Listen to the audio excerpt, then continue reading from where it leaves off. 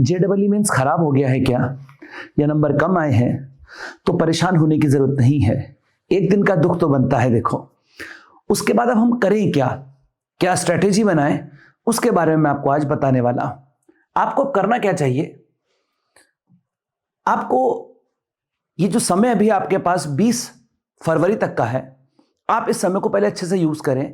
आपको यहां पर एक शॉर्ट प्लान बनाना पड़ेगा 20 फरवरी तक का।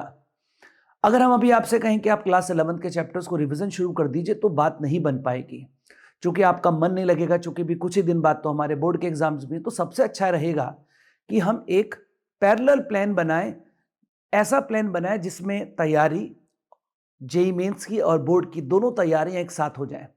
तो करना यह चाहिए कि आपको अपने फिजिक्स केमिस्ट्री मैथ्स का जो क्लास 12 का सिलेबस है, ध्यान रहे डिडक्टेड सिलेबस मत करना। केमिस्ट्री का जो जो सेक्शन अभी कटा हुआ है उसको छोड़ दीजिएगा, जो हमारे सिलेबस के हैं। उदाहरण के तौर पर हमारे इलेक्ट्रो है, काइनेटिक्स है, सरफेस है, पूरी ऑर्गेनिक केमिस्ट्री, इस सब का रिवीजन करें जेईई मेंस लेवल पर। तो अपना स्ट्रेटेजी में आप क्लास 12 के चैप्टर्स रखें अपने आगे 10 दिन के लिए, और 10 दिन तक सिर्फ और सिर्फ क्लास 12 के सिलेबस को ही पढ़ें, लेकिन पढ़ें जेईई मेंस लेवल पर। उससे फायदा ये होगा कि जेईई मेंस की प्रिपरेशन तो होगी ही होगी, साथ साथ बोर्ड के अंदर भी अच्छे मार्क्स आने के चांसेस बहुत ज्यादा बढ़ जाएंगे। दूसरा, आपको क्लास 12 का syllabus according to JEE mains के अकॉर्डिंग आपको अपना सिलेबस रिवाइज करना चाहिए। और तीसरा, आपको यहां पर अपने ऑब्जेक्टिव क्वेश्चन करने चाहिए, लेकिन डेफिनेट टाइम पीरियड में। यानी कि क्वेश्चंस करते समय आप लोग एक टाइमर जरूर लगाएं। 30 क्वेश्चंस रख लिए आप लोगों ने, उसके लिए आप टाइम सेट करें। और जितना जेईई में टाइम मिलता है, अमूमन एक क्वेश्चन करने के लिए 3 मिनट का समय मिलता है, तो 3 मिनट से कम का समय अपने लिए रखें, 2 मिनट का टारगेट रखें, करने की कोशिश करें। अपने जो कम टाइम में ज़्यादा अच्छा काम करने की जो हमारी हैबिट है उसको हमें इम्प्रूव करना होगा। ये काम आप करेंगे। क्वेश्चंस कौन सी बुक से करें, आपके मन में ये आ रहा होगा सर एंड मोमेंट पे क्वेश्चन कौन सी बुक से करें। मेरा मानना ये कि जो स्टैंडर्ड बुक्स हैं, जो भी स्टैंडर्ड बुक्स आपने फॉलो की होगी, बालाजी की फॉलो की होगी, फिजिक्स में एच सी वर्मा फॉलो की होगी, 10 किताबें करने से अच्छा किसी एक किताब को फॉलो कीजिएगा। और उस एक किताब के अंदर अगर सफिशिएंट ऑब्जेक्टिव हैं, फॉर एग्जांपल अगर एक बुक आप उठाते हैं उसके अंदर अगर 50 के आसपास ऑब्जेक्टिव, आपको अच्छे ऑब्जेक्टिव मिल रहे हैं, तो कोई भी एक स्टैंडर्ड बुक लेकर के उससे शुरू हो जाइए। 10 प्रकार की किताबों के पछड़े में मत पड़िए। आप जिस बुक को फॉलो करते आए होंगे उसी एक पुस्तक को, स्टैंडर्ड बुक्स की मैं बात कर रहा हूं। आप लोग जो वैसी बुक्स आती हैं, टेक्स्ट बुक आती हैं पढ़ने वाली, उनसे इस वक्त थोड़ा सा बचिएगा। टेक्स्ट बुक का प्रयोग आपको नहीं करना है। प्रॉब्लम्स की जो स्टैंडर्ड बुक्स आती हैं, अगर आप हर चैप्टर में थोड़े ठीक से प्रॉब्लम्स भी अगर आप करते चले गए, 50 से लेकर के 100 के बीच में अगर आप प्रॉब्लम्स करते चले गए, तो आपका बोर्ड तो सुधरेगा ही, इसकी तो गारंटी है कि बोर्ड सुधरेगा।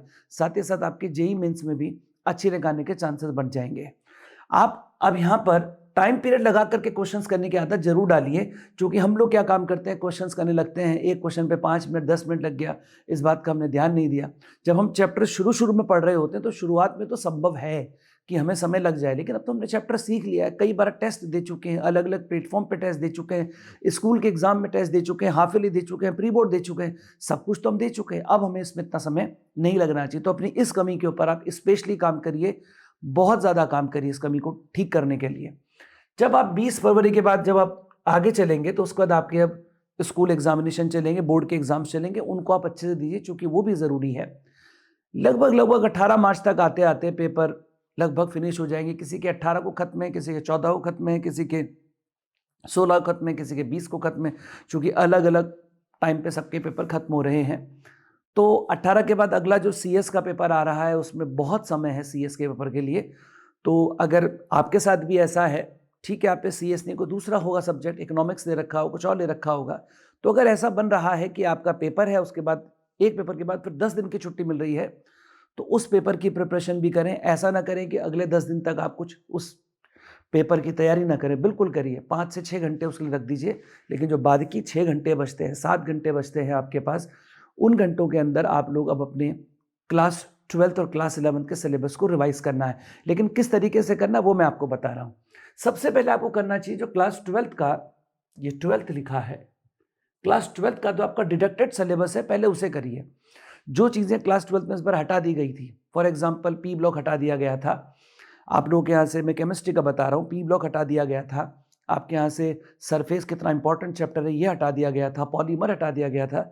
2 दिन का शेड्यूल बना के पहले इन चैप्टर्स को आप कीजिए। अगर आपने पहले पढ़े हुए हैं तो बहुत अच्छा, आपने पढ़े ही नहीं हैं तो फिर इनमें से भी आप कुछ इंपॉर्टेंट चैप्टर्स उठा करके जो आप सरलता से 2 दिन के अंदर कर सकते हैं उनको कर लीजिए। उदाहरण के तौर पर पॉलीमर एक ऐसा चैप्टर है जिसे अगर आप ठीक से करने बैठे और ऑर्गेनिक आपकी अगर ठीक है तो 3 से 4 घंटे में पॉलीमर चैप्टर बढ़िया से रेडी हो जाता है। तो पॉलीमर चैप्टर कर सकते हैं। दूसरा एक चैप्टर जो आप कर सकते हैं आराम से, उसका नाम है सरफेस केमिस्ट्री। बहुत अच्छा और इजी चैप्टर है, आराम से उस पर ग्रिप बन जाती है। पी ब्लॉक एलिमेंट तो बहुत बड़ा चैप्टर है, बहुत वास्ट है वो, उस पर ग्रिप बनाते बनाते बहुत समय खर्च हो जाएगा।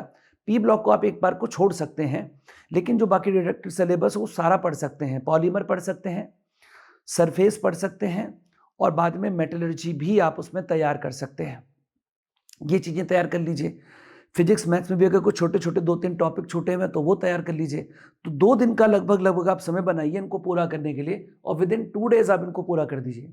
अब आप क्लास 11th के इंपॉर्टेंट टॉपिक्स कीजिए। देखिए समय तो होता है कम और सारे के सारे टॉपिक्स को अगर हम सोचेंगे कि हम पूरा कर लेंगे अगले 15 से 20 दिनों में तो संभव नहीं हो पाता। बढ़िया ग्रिप बनाने में तो समय लगता है। तो आप कुछ अपने पसंद के टॉपिक, जब आप क्लास 11th में पढ़े होंगे तो कुछ एक टॉपिक आपको बहुत अच्छे लगे होंगे पढ़ने में, उनका रिविजन कर दीजिए। जैसे हो सकता है फिजिक्स में आपने न्यूटन्स लॉ ऑफ मोशन पढ़ा हो, आपको बहुत अच्छा लगा हो पढ़ने में, एक बार पढ़ेंगे तो याद आ जाएगा। सर एनएलएम समझ में नहीं आया था, हमको तो फिजिक्स समझ में ही एसएचएम से आने शुरू। ठीक है, क्लास 11th की जो सेकंड बुक में एसएचएम कर लीजिए, बल्क प्रॉपर्टीज तैयार कर लीजिए। मतलब 11th क्लास के वो चैप्टर्स जिनमें आपको लगता था कि आपने अच्छे से प्रिपेयर 11th में किए थे, जस्ट एक बार देखने की बात है, तो अब वो समय है उसको एक बार देख लीजिए। इससे भी आपके बहुत अच्छे मार्क्स बनने की संभावना हो जाएगी। करना यहाँ पर भी वही है, टॉपिक्स पहले सेलेक्ट कर लें कि मैं एटलीस्ट इतने इतने टॉपिक तो इन दिन में करने वाला हूँ। कोशिश कीजिएगा कि आप ज़्यादा से ज़्यादा कर लें, लेकिन ज़्यादा से ज़्यादा करते समय ऐसा भी मत करें कि आपने ज़्यादा तो कर लिए लेकिन कोई सा भी ठीक से नहीं करा, ऐसा बिल्कुल मत कीजिएगा।